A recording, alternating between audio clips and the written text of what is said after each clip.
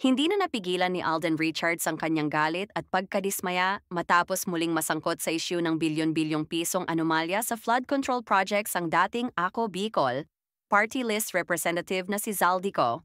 Sa kanyang social media story, naglabas ng emosyonal at matapang na pahayag ang aktor, nakilala rin sa pagiging vocal sa mga isyong panlipunan.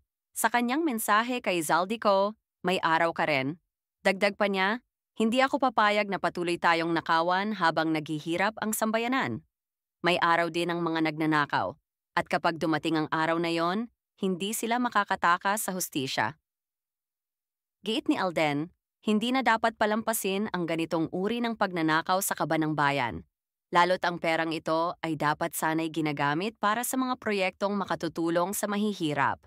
Habang ang ordinaryong Pilipino ay tinitiis ang mataas na presyo ng bilihin at kakulangan ng serbisyo, may mga taong walang habas kong magnakaw? Aniya, dagdag pa ng aktor, tila nawawala na ang pananagutan ng ilan sa mga nasa posisyon. Habang tayo ay nagpapakahirap magtrabaho, may mga taong sa isang pirma lang ay nakakakuha ng halagang hindi natin kayang kitain kahit buong buhay.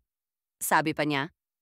Ang matapang na paninindigan ni Alden Richards ay nagsilbing paalala na ang laban kontra korupsyon ay hindi lamang tungkulin ng gobyerno, kundi responsibilidad ng bawat Pilipino. Ang kanyang pahayag ay isang malakas na sigaw laban sa kawalang katarungan, patunay na hindi dapat manahimik habang nilalapastangan ang kaban ng bayan.